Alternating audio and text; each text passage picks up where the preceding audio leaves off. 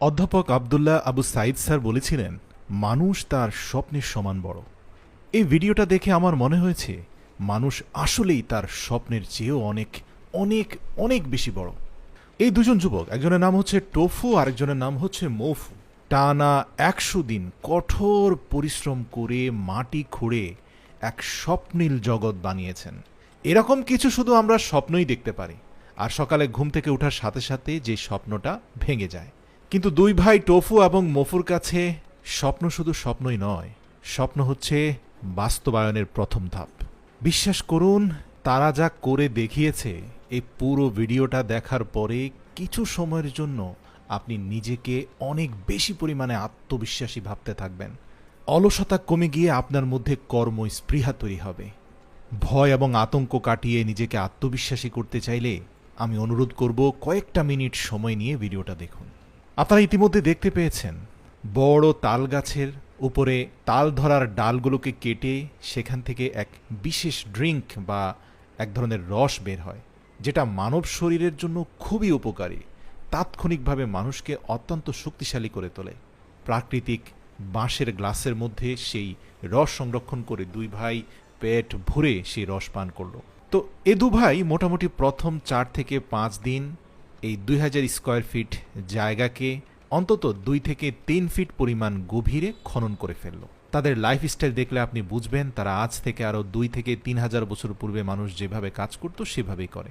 তারা কঠোর পরিশ্রমের পরে পান করার জন্য তালের রস পান করে এবং বনের ভেতরে থাকা জঙ্গলের ফাঁকে ফাঁকে বিভিন্ন নালা বা বিল থেকে মাছ সংগ্রহ করে নিয়ে আসে, সেটাকে কলা গাছের মধ্যখানে ঢুকিয়ে প্রাকৃতিক উপায়ে দুটি ডালকে ঘর্ষণের মাধ্যমে আগুন ধরিয়ে কলা গাছের মধ্যে তাপ দিতে থাকে।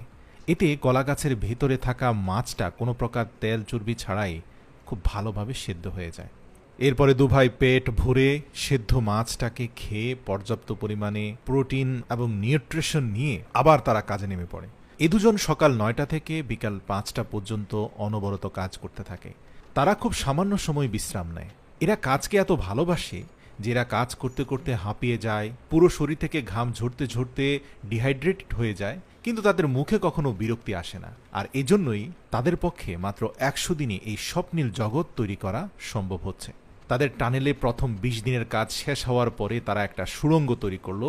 স্বয়ংক্রিয় সিঁড়ির মাধ্যমে চাইলে যে কেউ খুব সহজে সেই টানেলে চলে যেতে পারে। আপনারা উপর থেকে দেখতে পাচ্ছেন যে জঙ্গলের মধ্যখানে তাদের এই টানেলের কার্যক্রম চলছে। এছাড়াও এর মধ্যবর্তী স্থানে তারা এমন একটা সুইমিং পুল করতে চাচ্ছে যেখানে ওয়াটার স্লাইডের মাধ্যমে সুইমিং পুলে নামা যাবে। খুবই দক্ষতার সাথে প্রত্যেকটা সিঁড়ি নির্দিষ্ট মাপ অনুযায়ী মাটিটাকে কেটে আলাদা করা হচ্ছে। এছাড়া ওয়াটার স্লাইডারগুলোকে এত চমৎকারভাবে করা হয়েছে দেখে মনে হবে কোনো দক্ষ ইঞ্জিনিয়ার এই কাজগুলোকে করেছে। তাদের এই কাজের ক্ষেত্রে একটা বিষয় আমার অবাক লেগেছে যে যত মাটি জমা হচ্ছে সেগুলোকে উপরে উঠাচ্ছে এবং উপরে চারপাশে যত মাটি জমা হচ্ছে সেগুলোকে আবার খুব দূরে নিয়ে সরিয়ে দিচ্ছে যেন তাদের কর্মক্ষেত্রের মধ্যে এসে মাটি চাপা না পড়ে। বিশ্বাস করুন, শুধুমাত্র আপনি চোখ বন্ধ করে একবার ভাবুন, দুজন মানুষ অনবরত এই মহাযজ্ঞের কাজ করে যাচ্ছেন। কি পরিমাণ পরিশ্রম সাধ্য কাজ ভাবলে হয়তো আপনার গা শিউরে উঠবে। কিন্তু আমি আপনাকে বলতে চাই এটা তারা সম্ভব করছে, তাহলে আপনি কেন পারবো না? প্রিয় দর্শক, দেখতে দেখতে প্রথম ৬০ দিন অর্থাৎ টানা ২ মাস পরিশ্রমের পরে তাদের মূল কাঠামোটার প্রায় ৮০ ভাগই শেষ হওয়ার পথে। তাদের সুইমিং পুলকে কেন্দ্র করে চারপাশে তারা রাজপ্রাসাদের আদলে সিঁড়ি এবং পিলারের সৃষ্টি করলো এবং মাটিটাকে এত চমৎকারভাবে কাটিং করছে, ডানে বামে কোথাও আপনি কোনো খুঁত খুঁজে পাবেন না। তাদের কাজ এমন নয় যে শুধু শেষ করে ফেললেই হবে, বরং তারা তাদের স্বপ্নের মতো করেই কাজটাকে শেষ করতে চায় এবং এই শিল্পের মাধ্যমে তারা তাদের নিজেদের পরিচয় তুলে ধরতে চায়। শেষ পর্যায়ে কাজ ১০০ দিনের মধ্যে শেষ করার জন্য তারা রাতে আগুন জ্বালিয়ে আবারও সেই বিল থেকে ধরা মাছ সেদ্ধ করে খেয়ে রাত জেগেও তারা কাজ করেছে।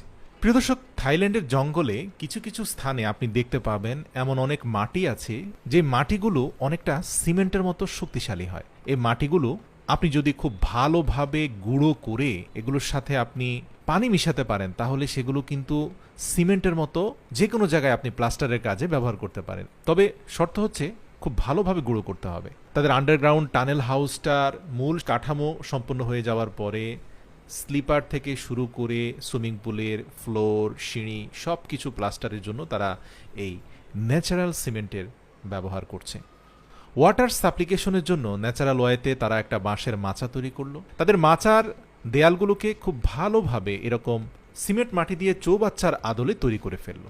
মাচার অগ্রভাগে 3টা বাঁশকে রাখলো, যে বাঁশগুলোর মধ্যখানের ব্লকেজগুলোকে তারা আগেই সরিয়ে দিয়েছে, যার কারণে এই বাঁশগুলোকে আপনি অনেকটা ন্যাচারাল পাইপ লাইন বলতে পারেন।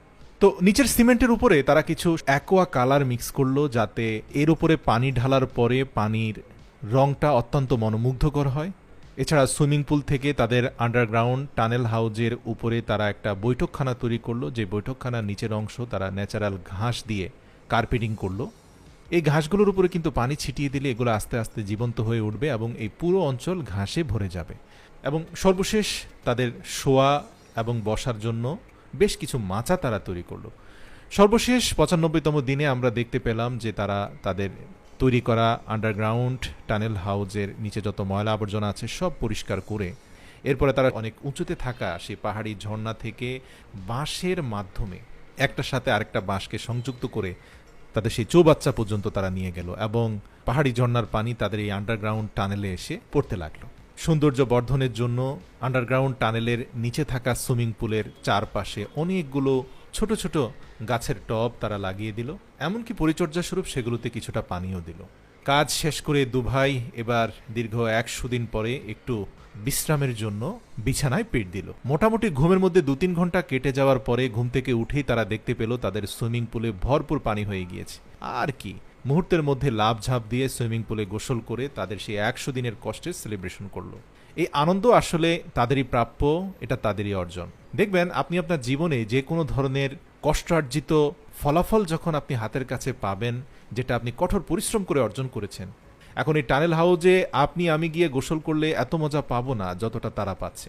আপনারা দেখতে পাচ্ছেন গোসল শেষ করে কি প্রশান্তির সাথে তারা তাদের সেই সেলিব্রেশনের ড্রিঙ্ক তারা উপভোগ করছে এবং পাহাড়ি ঝর্ণার পানি যেটা চৌবাচ্চা হয়ে তাদের সুইমিং পুলে পড়ছে সেটা তারা পান করছে। প্রিয় দর্শক, ভিডিওটি ভালো লাগলে অবশ্যই শেয়ার করবেন এবং এরকম অনুপ্রেরণামূলক ভিডিও দেখতে চাইলে অবশ্যই আমাদের কমেন্ট করে জানাবেন।